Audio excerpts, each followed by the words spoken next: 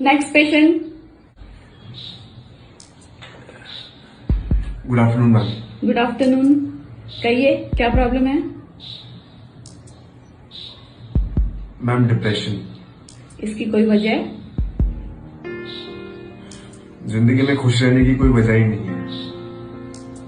एक काम करेंगे, हमारे शहर में एक सर्कस लगा हुआ है, वहां पे इतने सारे फनी फनी एक्ट्स होते हैं।